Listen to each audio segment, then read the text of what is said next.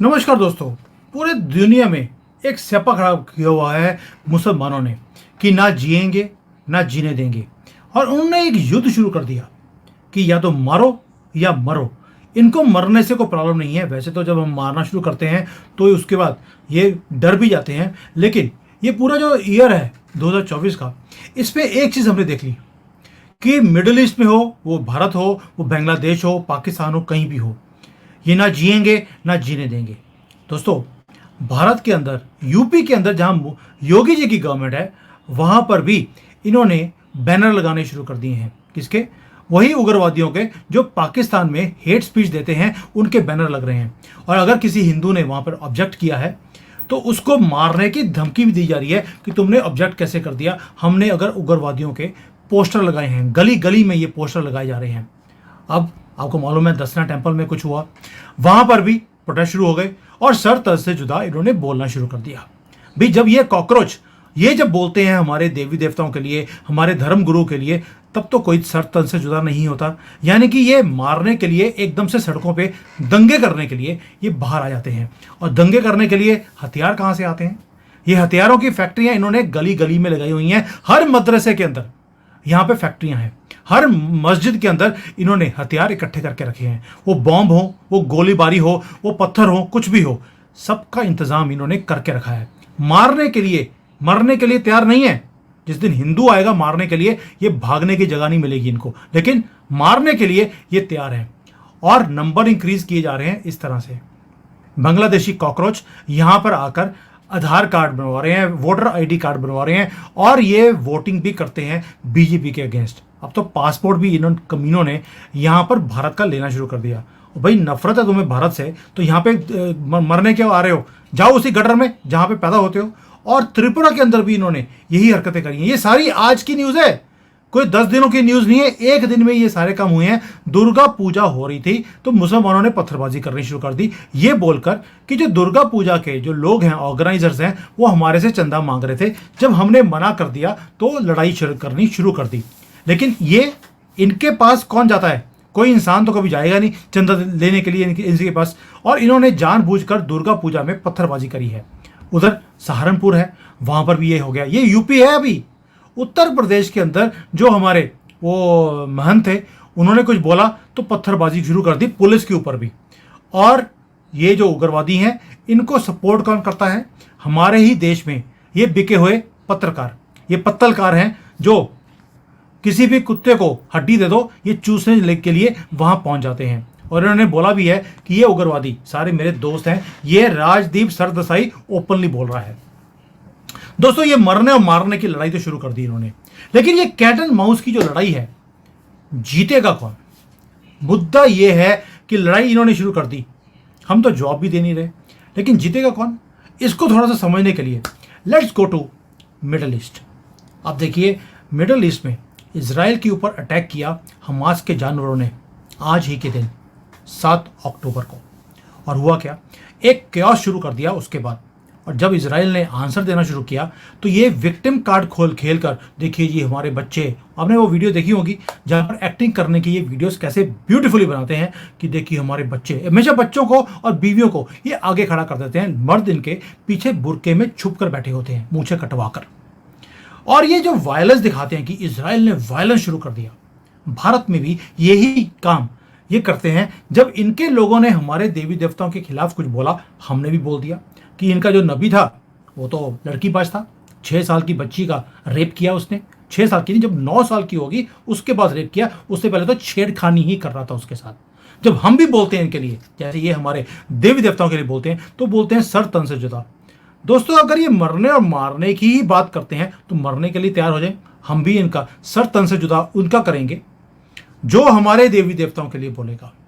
Christians के लिए भी ये उल्टी सीधी बातें बोलते हैं। वर्जिन मैरी हो, जीसस हो, उनको भी चाहिए इनका सर तन से जुदा करें उसी वक्त जब ये उल्टी सीधी बातें बोलते हैं। जब मरने मारने की बात ही है तो ठीक है, आप भी मरने के लिए तैयार हो जाइए, हम तो है ही हैं। और आपने तो मारने की कसम खाई है कि हमने हिंदुओं को मारना है। हम भी कसम खाते हैं कि कहीं भी कॉकरोच दिखेगा हम उसे मारेंगे, उसी भाषा में मारेंगे जो भाषा इनको समझ आती है। जितने नेशनलिस्ट इंडियंस हैं वो कई बार बोलते हैं कि सर आप बड़ी रेडिकलाइज बात करते हो। लड़ाई आपकी जानवरों के साथ नहीं है, जानवरों को तो आप मार सकते हो, आपकी राक्षस के साथ, ये मुसलमान नामक राक्षस के साथ लड़ाई है, इनका वध करना पड़ता है। और हमारे देवी देवता जितने भी हैं, उनके हाथ में जो आप शस्त्र देखते हैं वो खिलौने नहीं है, वो चलाने के लिए ही हैं और राक्षसों के लिए ही वो बनाए गए थे। और ये दोस्तों जो मैं बोल रहा हूँ, ये कैट एंड माउस की जो लड़ाई है, मिडिल ईस्ट में आपको सीखना पड़ेगा कि लड़ाई को लड़ा कैसे जाता है। अब आप देखिए, ईरान है वो प्रॉक्सी वॉर कर रहा है। प्रॉक्सी वॉर ऐसा है कि कॉकरोचों को भेजता है, जाकर हमास हो, कभी हिजबुल्ला हो, कभी वो हौती हो, उनको यूज़ करता है। ये तो इनका खेल है। जैसे हम खेलते हैं खिलौनों के साथ, ये खेलते हैं बॉम्ब्स, गोलियां, AK-47 ऐसी चीज़ों को ये यूज़ करते हैं। और तेहरान यानी कि ईरान ने क्या किया, उसने इजराइल के ऊपर एक अटैक कराया।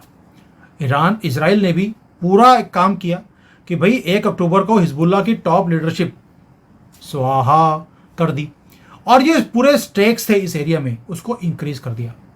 भारत के ऊपर भी लगातार हमारे ऊपर ये प्रॉक्सीज के थ्रू हमारे ऊपर अटैक होता है। मारो या मरने वाली सिचुएशन ये हमेशा ही करके बैठते हैं पाकिस्तानी।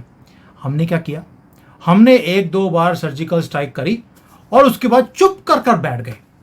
हमने बोला कि हमने तो ये एंकड़ी निकाल दी पाकिस्तान की, और पाकिस्तान हर रोज़ हमारी एंकड़ी निकालने के लिए वहाँ से कॉकरोच भेजता है। और हम क्या बोल रहे हैं, मरने मारने की सिचुएशन में हमने एक बार ठोका है, हल्का सा कट लगाया, वापस आ गए। अब जब मेरे कई एक्सपर्ट्स हैं आर्मी के जो होते हैं, उनसे बात करी तो उन्होंने बोला कि ये कंसर्न बहुत बड़ा है क्रॉस बॉर्डर टेररिज्म का, ये मरने और मारने की सिचुएशन है। लेकिन हमें ये भी याद रखना पड़ेगा कि हमारी जो मिलिट्री माइट है वो बहुत ज़्यादा है, लेकिन पाकिस्तान और चाइना दोनों मिलकर काम करते हैं। और ये जो काम है इनका प्रॉक्सीज के थ्रू, इसका नुकसान भी हो सकता है हमें अगर हम इजराइल की तरह काम करेंगे। अब उसका रीज़न क्या है, इजराइल जो काम कर रहा है उसका तो एक ही मकसद है कि मुझे लॉन्ग टर्म गोल के ऊपर काम करना है, अपने सर्वाइवल की लड़ाई है। वो डिप्लोमेसी बाद में करता है, भारत डिप्लोमेसी पहले करता है, ठोकता बाद में जाकर है और मारकर वापस आ जाता है। उसका रीज़न एक ही है कि हमारे पास एक हिस्ट्री है। जब हम श्रीलंका में हमारे राजीव गांधी वो चले गए थे बिना किसी प्रेपरेशन के, मिशन करीब था, तब हुआ क्या, हमें पता नहीं था उसके टेरेन का और हमें एक नुकसान भुगतना पड़ा, यानी कि फेस हमें करना पड़ा। जब हम अपने किसी भी मिलिट्री ऑपरेशन को दूसरे की टेरिटरी में जाकर करने की कोशिश करते हैं तो उसका एक रेपरकेशन होता है, और ये ऐसा घाव है जो हम भूल नहीं सकते।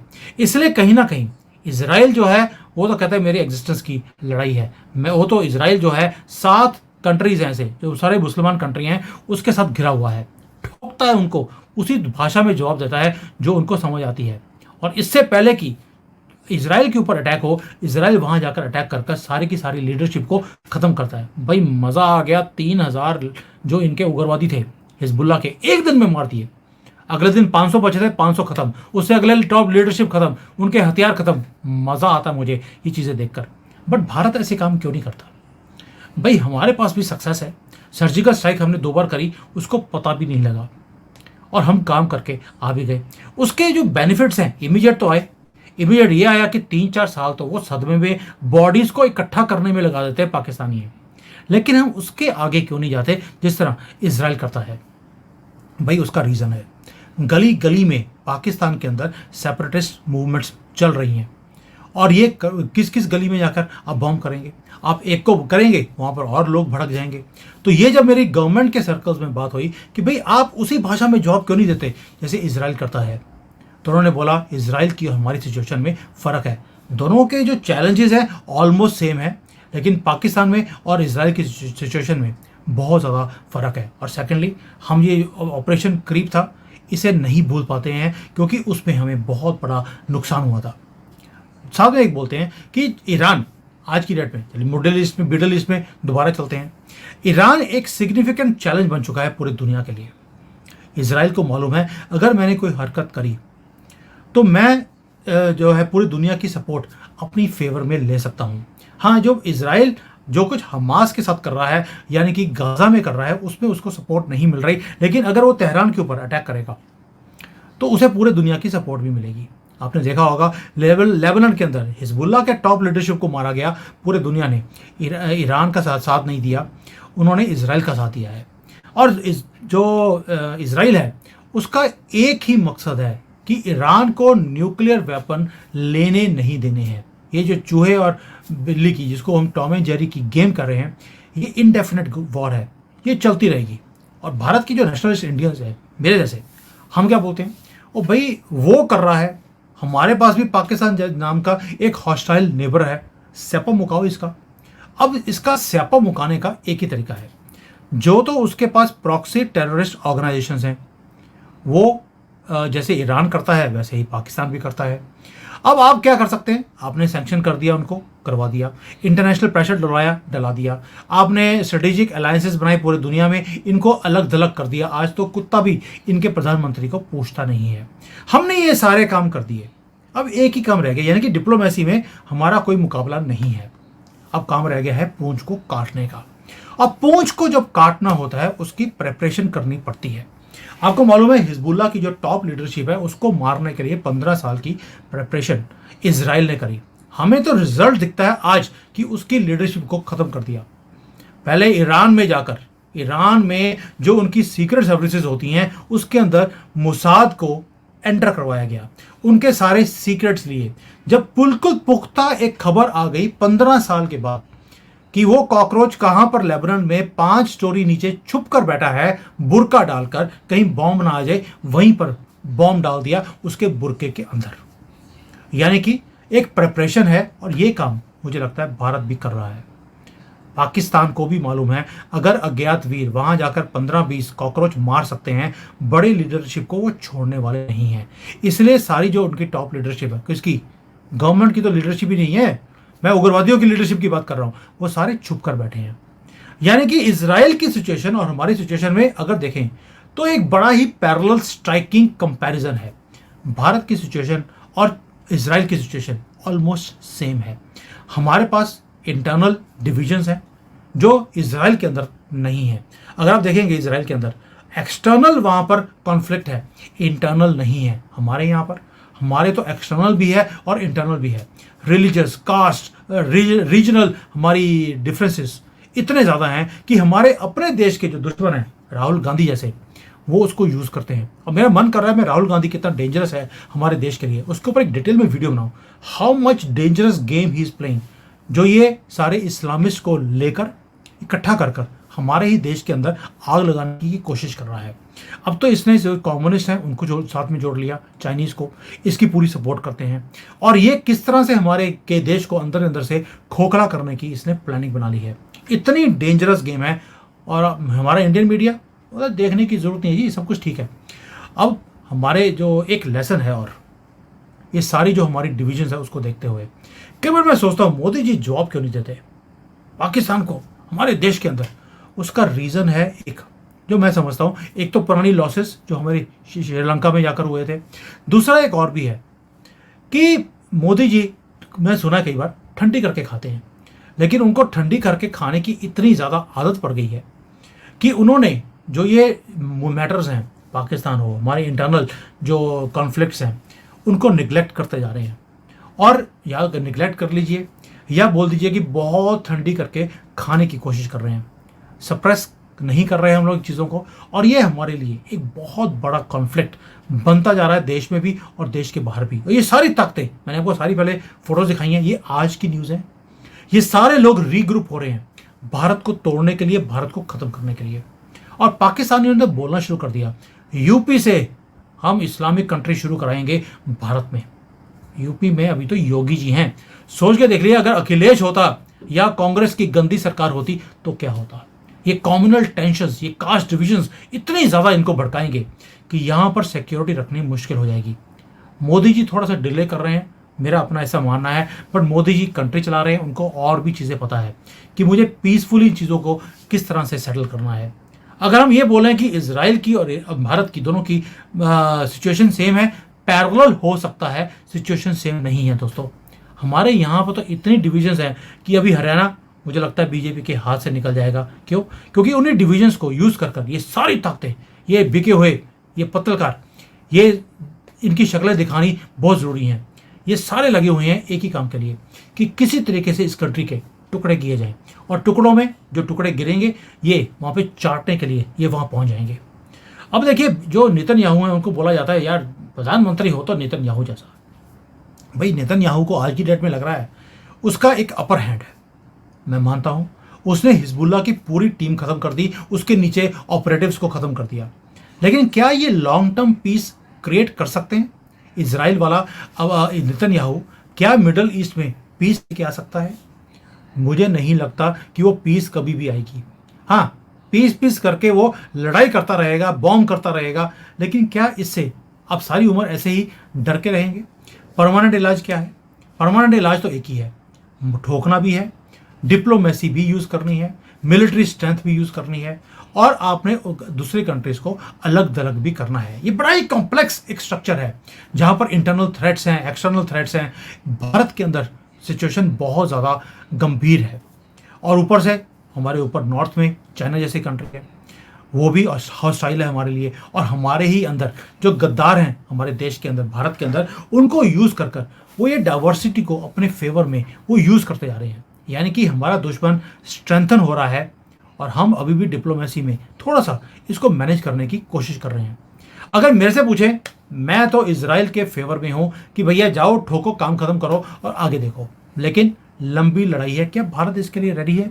मुझे नहीं लगता कि हम इस चीज़ के लिए रेडी हैं। इसीलिए मोदी जी कई बार इसके ऊपर काम नहीं करते हैं। और भाई हम तो अपनी गवर्नमेंट मोदी जी के साथ खड़े भी नहीं हैं, तो अगला बंदा हमारे लिए लड़ेगा क्यों? आपने देखा इस बार हरियाणा के अंदर भी उन्होंने कोई ज़्यादा कैंपेनिंग नहीं करी। जैसे कि मोदी जी हमें बोल रहे हो, भाड़ में जाओ तुम लोग, तुमने ना मुझे पहले वोट दिया, ना तुमने मुझे अभी वोट देना है। अब कई लोग हैं वो बोलेंगे जी 10 साल हमने मोदी जी को पूरा सपोर्ट किया। मोदी ने हमारे लिए क्या किया? राहुल गांधी को अंदर कर सकते थे, नहीं किया। देखिए कहीं ना कहीं वो भी इंसान है, भगवान तो नहीं है।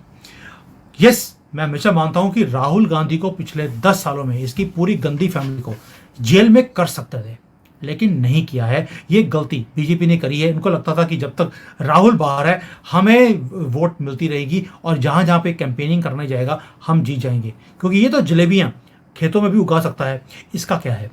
लेकिन वही आज एक नासूर बन चुका है। सारी दुनिया की जो ताकतें हैं वो हमारे साथ इसने अपने साथ जोड़ लिया है भारत को तोड़ने के लिए। यानी कि हमें अब अपने चैलेंजेस को और बढ़ा लिया है, टाइमली रिजल्ट्स ना देकर या एक्शन ना लेकर। हमें सीरियसली कुछ काम अब करने पड़ेंगे।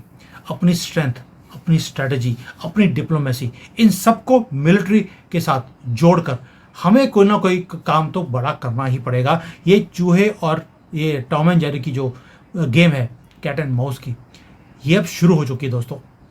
हमारे देश में आप त्रिपुरा देख लीजिए, यूपी देख लीजिए, अब गुजरात देख लीजिए, महाराष्ट्र, आप तमिलनाडु, आप इवन की नीचे केरला, वेस्ट बंगाल, जहां मर्जी देख लीजिए, वहां पर ये लड़ाइयाँ शुरू हो गई हैं।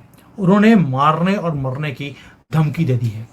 अगर हम देश में प्रॉस्पेरिटी चाहते हैं, एक बात तो बड़ी ही इंपॉर्टेंट है, हमें लड़ाई लड़नी पड़ेगी। हम शांति से बैठकर सोचें, भजन कर लिया, तो शांति से बैठ गए, मौन व्रत रख लिया 2 दिन के लिए मंदिर में जाकर विवेकानंद के, नहीं चलेगा। अब शस्त्र उठाने पड़ेंगे, उसके बिना काम नहीं होगा। साथ में डिप्लोमेसी पूरी चरम सीमा पर होनी चाहिए। शायद इसलिए जयशंकर जी पाकिस्तान पहुंच गए, जबकि मना कर सकते थे हम लोग, लेकिन हमने भी डिप्लोमेसी का रास्ता खोल कर रखा है। जयशंकर जी वहां पहुंचे हुए हैं। चाइनीज के ऊपर भी अटैक हुआ है, चाइनीज भी वहां पर मारे गए हैं। वैसे तो अच्छी न्यूज़ है कि पाकिस्तान में कुछ चाइनीज को मार दिया गया है। अब मुझे लगता है कि चाइनीज वाले थोड़े से पैसे और दे देंगे इनको, क्योंकि जब भी पाकिस्तान को पैसे चाहिए होते हैं वो चाइनीज को उठाकर मार देता है, और चाइना डर के मारे पाकिस्तान से थोड़े से पैसे और रिलीज भी कर देता है। तो पाकिस्तान के लिए अच्छी न्यूज़ है। And as far as Bharat is concern, मैं बार बार बोलता हूँ, डिप्लोमेसी आपकी अच्छी है, आपने स्ट्रेटेजिकली सारे काम परफेक्टली कर लिए, मिलिट्री को अपग्रेड आपने कर दिया है। वेट किस चीज़ की है? अगर परफेक्ट टाइमिंग की है तो आई डोंट थिंक सो आज से ज़्यादा परफेक्ट टाइमिंग कोई भी हो सकती है। युद्ध दुनिया में ऑलरेडी चल रहे हैं। आप आग लगी हुई है, थोड़ा घी डालिए और घी का काम, ये जो आग का काम है भड़कने दीजिए, भड़का कर ये आग अगले के घर में पहुंचाइए। ये मेरा अपना मानना है, और ये मैं इसलिए बोल रहा हूँ। इजराइल का फॉर्मूला क्या है अब देख लीजिए, सारे दुश्मनों को टकाने लगा के रखा हुआ है। इधर चाइना है, चाइना ने भी अपने जो इंटरनल दुश्मन थे एक एक कर कर ख़त्म कर दिए हैं। बेशक वो ऑपोजिशन हो, बेशक वो ये उग्रवादी हो, बेशक वो कॉकरोच हो, किसी को छोड़ा नहीं है उसने। और दुनिया में भी, दुनिया में कहीं भी कोई भी दुश्मन चाइना का बैठा हो, वो उस कंट्री में सेफ ही नहीं है। जब तक ये डर मोदी जी आप नहीं क्रिएट करेंगे, डर देश के अंदर भी और देश के बाहर भी, तब तक ये देश सेफ नहीं रह सकता, तरक्की नहीं कर सकता। मैं बार बार आपको बोल रहा हूँ, this is the way. But आप प्रधानमंत्री हैं, आपको सिर्फ सजेशन दे सकते हैं, मैं सजेशन भी देने वाला होता नहीं हूँ, लेकिन रिक्वेस्ट कर सकता हूँ कि प्लीज़ लुक इनटू दिस। नहीं तो ये देश जिस तरह से ये सर तन से जुदा के इन्होंने नारे लगाने शुरू कर दिए ओपनली, कहीं हिंदुओं को भी बाहर निकल के ये नारे लगाने ना शुरू करने पड़े कि अगर तुमने हमारे देवी देवताओं के लिए कुछ भी उल्टा सीधा बोला तो तुम्हारा सर तन से जुदा हम भी करेंगे। और फिर सुप्रीम कोर्ट में तो हमें राहत मिल ही जाएगी, क्योंकि उनकी न्यूमरस ऐसी जजमेंट्स हैं जहां पर रेपिस्ट, टेररिस्ट, सर तन से जुदा करने वाले जिन्होंने नारे लगाए थे या जिन्होंने सर तन से जुदा किया भी था, उन्हें सबको बेल दे दिया। तो जब उनको बेल मिल सकती है तो हमें तो मिलेगी ही, और ना मिली तो सर तन से जुदा उनका भी होगा जो हमें जिसको बोलते हैं कि न्याय नहीं देंगे। अब छोड़ने वाले नहीं हैं हम लोग दोस्तों। और ये जिस दिन ये मरने और मारने वाली चीज़ हम हिंदुओं ने करनी शुरू कर दी, उसी दिन ये देश चेंज हो जाएगा। ये कॉकरोच जो बाहर बाहर से यहाँ पे आ रहे हैं, ये आने बंद भी करेंगे। और लास्टली वो रिक्वेस्ट, जय श्री राम लिखना मत भूलना, बिकॉज ये वाइब्रेशन अब हमें इकट्ठी करनी पड़ेंगी। थैंक यू, जय हिंद, वंदे मातरम।